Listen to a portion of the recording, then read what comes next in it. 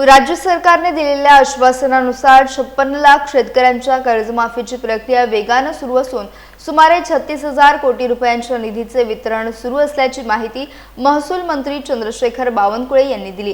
कर्जमाफी लाभार्थ्यांच्या याद्या बँका, सहकारी संस्था, कलेक्टर, तहसीलदार आणि तलाठी कार्यालयात प्रसिद्ध करून प्रत्येक पात्र शेतकऱ्याला माहिती मिळेल असे निर्देश मुख्यमंत्री देवेंद्र फडणवीस यांनी दिल्याचं त्यांनी सांगितलं।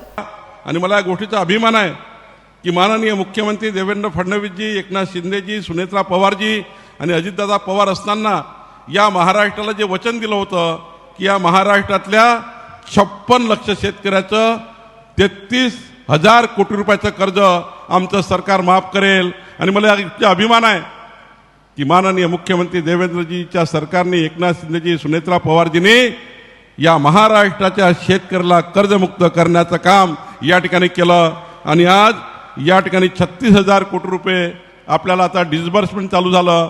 पहिल्या 2 याद्या आता महाराष्ट्राच्या प्रत्येक बँकेत पोहोचल्या आणि आता माननीय मुख्यमंत्र्यांनी या ठिकाणी निर्देश दिले आहेत की शेतकरी कर्जाच्या ज्या याद्या आहेत, ज्यांना कर्ज माफ होणार आहे, त्या सर्व याद्या तिथल्या सहकारी संस्थांमध्ये, बँकामध्ये, कलेक्टर ऑफिस, तहसील कार्यालयात, तलाठी कार्यालयामध्ये डिस्प्ले करून ज्या शेतकऱ्यांचं कर्ज माफ झालं त्यांना त्या ठिकाणी ते कळवलं गेलं पाहिजे, ही भूमिका या ठिकाणी घेतली।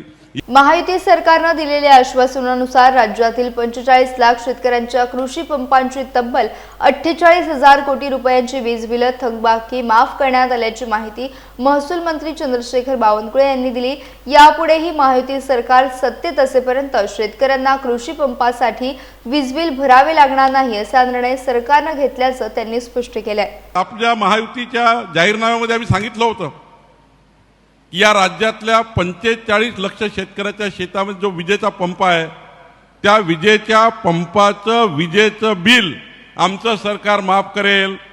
मला या गोष्टीचा अभिमान आहे की माननीय मुख्यमंत्री देवेंद्र फडणवीसजींनी या राज्यातल्या 45 लाख शेतकऱ्यांचं 48,000 कोटी रुपये वीज बिल माफ केलं। आणि आज शेताच्या पंपामध्ये कुठलंही वीज बिल शिल्लक नाही। आणि पुढचं जोपर्यंत आमचं सरकार आहे या राज्यातल्या शेतकऱ्याला विजेचं बिल येणार नाही, हा निर्णय आपल्या सरकारने घेतला। खऱ्या अर्थाने कृषी क्षेत्रामध्ये आमूलाग्र बदल करण्याचा विचार आम्ही केला। महायुती सरकारने शेतीत काम करणाऱ्या शेतमजूर महिलांनाही शेतकरी दर्जा देण्याचा महत्त्वपूर्ण निर्णय घेतलाय। महसूल मंत्री चंद्रशेखर बावनकुळे यांनी ही माहिती दिली। या निर्णयामुळे केवळ जमिनीच्या मालकीवर नव्हे तर प्रत्यक्ष शेतीत काम करणाऱ्या महिलांनाही केंद्र व राज्य सरकारच्या विविध योजनांचा लाभ मिळणार आहे। तसेच शेतकरी दर्जाचे कार्ड संबंधित महिलांपर्यंत पोहोचवण्यासाठी विशेष मोहीम राबवण्यात येणार असल्याचं त्यांनी सांगितलं। आपल्या महाराष्ट्राच्या सरकारने मागच्या अधिवेशनामध्ये एक महिला विधेयक आणलं आणि आमच्या महिलांना, बहिणींना शेतकऱ्याचा दर्जा मिळाला पाहिजे। केवळ शेतकरी महिला आहे म्हणून नाही, एखाद्या महिलेच्या नावानं 7/12 आहे, त्यांच्याजवळ जमीन आहे म्हणून नाही, तर शेतीमध्ये काम करणारी महिला, शेतमजूर महिला जरी असेल, ती शेतीमध्ये कामाला जात आहे पण तिच्याकडे काहीच त्या ठिकाणी आधार नाही आहे। एखादा उद्योग त्या ठिकाणी आमची बहीण करते आहे, तिच्याकडे आधार नाही आहे। अशा वेळी राज्याच्या सरकारने, आमचे देवेंद्रजी, एकनाथजी आणि सुनेत्रा पवारजींनी आमच्या सरकारने निर्णय घेतला आणि या राज्यामध्ये आता शेतीमध्ये काम करणारी शेतमजूर महिला असेल तरी तिला शेतकरी दर्जा देण्याचं कार्य आमच्या सरकारने केलं। आणि आता लवकरच उदयजी, आपल्याला किरणजी, शेखरजी, आपल्या सर्वांना, प्रसादजी, आपल्या सर्वांना आता घरोघरी जायचं आहे। आमच्या शेतकरी महिला दर्जाचं कार्ड आमच्या प्रत्येक बहिणीला मिळालं पाहिजे, जेणेकरून केंद्र सरकारच्या, राज्य सरकारच्या सर्व योजना या आमच्या शेतमजूर महिलांना मिळाल्या पाहिजे, याकरता आम्ही या ठिकाणी काम करतोय। महसूल मंत्री चंद्रशेखर बावनकुळे यांनी दापोली येथे अतिरिक्त जिल्हाधिकारी कार्यालय मंजूर करण्यात आल्याची घोषणा केली। या कार्यालयामुळे रत्नागिरी जिल्ह्यातील प्रशासकीय कामकाज अधिक सुलभ आणि गतिमान होणार आहे। पालकमंत्र्यांच्या निर्णयानुसार जिल्ह्याचे प्रशासकीय कार्यक्षेत्र विभागून नागरिकांना अधिक जलद आणि प्रभावी सेवा उपलब्ध करून दिली जाणार असल्याचं त्यांनी सांगितलं। आपल्या जिल्ह्याची मागणी होती की दापोलीमध्ये ॲडिशनल कलेक्टर कार्यालय दिलं पाहिजे। दापोलीमध्ये आता आम्ही ॲडिशनल कलेक्टर कार्यालय मंजूर केलेलं आहे आणि या ॲडिशनल कलेक्टर कार्यालयाच्या माध्यमातून अर्धा जिल्हा तिकडे, अर्धा जिल्हा इकडे, जसं या ठिकाणी आमचे पालकमंत्री निर्णय घेतील त्याप्रमाणे आम्ही त्या ठिकाणी विभाजन करू। महसूल मंत्री चंद्रशेखर बावनकुळे यांनी पुढील 2 वर्षात रत्नागिरी जिल्ह्यातील सर्व शेतपाडण रस्त्यांचे मोजमाप व सीमांकन पूर्ण करण्याचे उद्दिष्ट जाहीर केले। MIDCतील उद्योगांच्या CSR निधीतून रत्नागिरी, सिंधुदुर्ग आणि रायगडमधील शेतपाडण रस्ते विकसित करण्यासाठी उद्योग मंत्री यांच्याकडे मागणी करून आवाहन त्यांनी केले।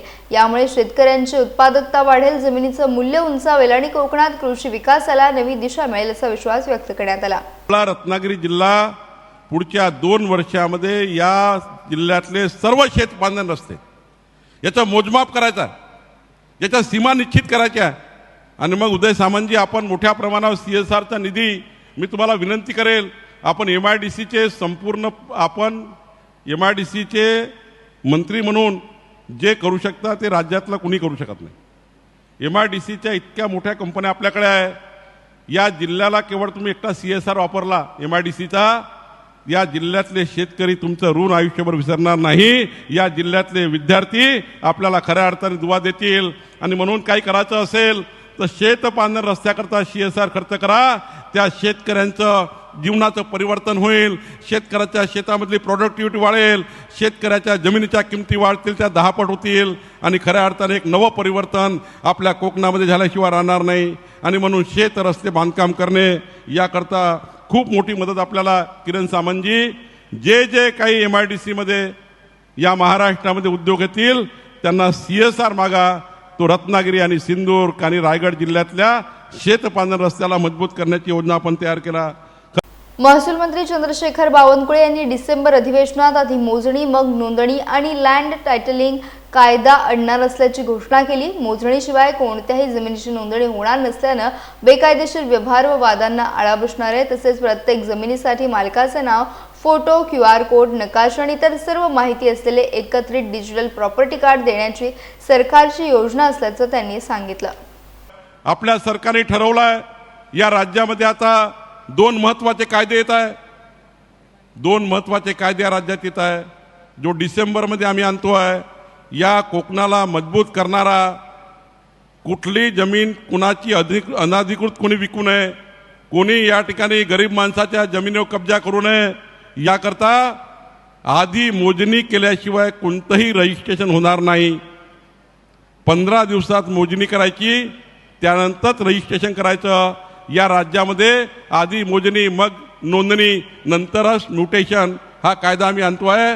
मोजणी झाल्याशिवाय मात्र आता रजिस्ट्रेशन करता येणार नाही, कारण स्पॉटवर काय परिस्थिती आहे ती नोंदणीमध्ये येत नाही आणि त्यामुळे खऱ्या अर्थाने मोठे विवाद तयार होतात। आणि दुसरं, या राज्याला स्थैर्य देण्याकरता या राज्यामध्ये प्रसादजी लँड टायटलिंग कायदा आपण आणतो आहे, जेणेकरून जनतेची मालमत्ता निश्चित करून देणे, यापूर्वीचे सर्व रेकॉर्ड निरस्त होतील। फक्त आत्ता जमिनीचा मालक कोण आहे त्या मालकाचं नाव असेल CTSवर, त्या मालकाचा फोटो असेल, जमीन मालकाचा QR कोड असेल ज्यातनं लोकेशन माहीत होईल, त्याच प्रॉपर्टी कार्डवर त्याची रेडी रेकनर व्हॅल्यू असेल, त्याच प्रॉपर्टी कार्डवर भूमी अभिलेखचा नकाशा असेल, त्याच प्रॉपर्टी कार्डवर नगरपालिकेने दिलेला बांधकामाचा नकाशा असेल, एकाच प्रॉपर्टी कार्डवर पासपोर्ट सारख्या सर्व एंट्री असतील आणि असं प्रॉपर्टी कार्ड या महाराष्ट्राच्या 14 कोटी जनतेला लँड टायटलिंग कायदा आणून आम्ही देण्याचा विचार करतो आहे आणि एक मोठा निर्णय महाराष्ट्रात आम्ही करतो आहे। महसूल मंत्री चंद्रशेखर बावनकुळे यांनी डिसेंबर अधिवेशनात देवस्थान इनाम जमिनी संदर्भातील नवा कायदा आणणार असल्याची घोषणा केली। या कायद्यात देवस्थान कुळ, वहिवाटदार आणि गावठाणधारकांचे हक्क स्पष्ट केले जाणार आहेत। मसुदा जनतेसमोर ठेवून सूचना मागवल्यानंतर अंतिम कायदा केला जाणार असून रत्नागिरी व सिंधुदुर्गसह कोकणातील प्रलंबित जमीन हक्कांचे प्रश्न मार्गी लावण्याचा सरकारचा प्रयत्न असल्याचं त्यांनी सांगितलं। या ठिकाणी किरण सामंतजी आपण सांगितलं, देवस्थान इनाम जमिनीचा कायदा राज्य सरकार आणत आहे। येणाऱ्या डिसेंबर महिन्यामध्ये देवस्थानाचे हक्क काय असेल, कुळाचे हक्क काय असेल, वहिवाटदाराचे हक्क काय असेल, देवस्थान इनाम जमिनीच्या 5.5 लाख हेक्टर जमिनी ज्या पद्धतीने त्या ठिकाणी बेवारस झालेल्या आहेत, कुळ काय आहे, वहिवाट काय आहे, मंदिरं या ठिकाणी अनेक गावठाणं असे आहेत रत्नागिरी सिंधुदुर्गमध्ये त्या देवस्थानच्या जागेवर दाखवलेले आहेत। गावठाणं देवस्थानच्या जागेवर असल्यामुळं त्या ठिकाणी त्यांचे हक्क प्रस्थापित होत नाही। त्यामुळे एक सविस्तर कायदा किरण सामंतजी आपल्या डिसेंबरच्या अधिवेशनात येत आहे।